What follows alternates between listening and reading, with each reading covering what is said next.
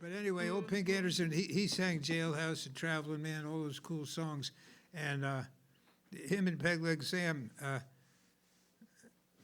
was a dancer, of course. They attracted a good crowd. And I actually knew and met 3 peg-legged dancers. You can't make this shit up. And I don't make up anything. Everything I tell you here is it happened. Like Peg-Leg Bates, the most famous peg-legged dancer, he was from down there. He knew Peg-Leg Sam. I don't know if they had a fraternity or what, but a lot of guys lost. They'd be hopping freight trains and they'd lose a leg. That was a common way, and there were other ways you could lose a leg, I'm sure. But Peg-Leg Bates, here's the proof. When this is all over, go to your computer, your iPhone, and Google up Ed Sullivan Show / Peg-Leg Bates. You won't believe it. Ed Sullivan comes on the screen and he says, "And now, ladies and gentlemen, we're bringing on our old pal. Peg-Leg Bates is going to do his thing."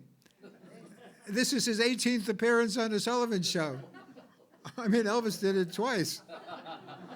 And out he comes in a tuxedo, and that guy is tap dancing like nobody's business, up and down and spinning.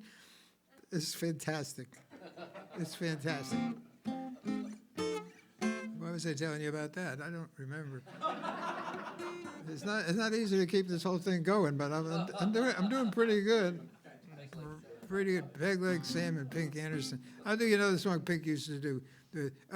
Peg-Leg Sam was still working with Chief Thundercloud after Pink Anderson had his stroke and couldn't play anymore. But we started to make sure that Pink ate better and stuff. He was quite poor, living on welfare or whatever they gave the poor people. And he lived on the Carpenter Street extension, was added on to Carpenter Street, his little dead-end dirt road. And he was quite a guy. So I set up, I told him I could, if you can pull yourself together and the doctor says you won't die, I could set up some college gigs. And he did that, and I get a letter from like a telegram. Sometimes the envelope had the stamp on the wrong corner and his address on the right. It got to me.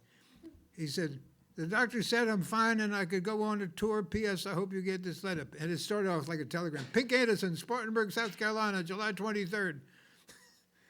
So I called him up and said, "Okay, I got 3 college gigs set up. They're going to pay you real money."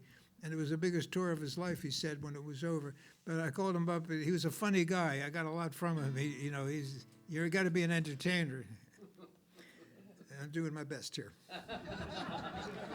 So I said, "Pink, can you get to the airport?" He said, "Yeah, I can get there. I got a friend that drives a hack." I said, "Oh, good." He said, "As when you get there," I knew he could read and write because he was writing me letters. He wasn't a great speller, but neither am I, so it was fine. He said, "You go in there where it says Eastern Airlines, you go up to the window, tell them your name's Pink Anderson, and there's a ticket to, give you a ticket to New York, and they'll hand it to you." He said, "They won't." I said, "They will. They know you're coming." And he flew up to New York, and I got him a gig in New York City at the Folklore Center, and all rock stars were coming to meet him. He couldn't believe everybody knew who he was. In Spartanburg, nobody knew that he made records.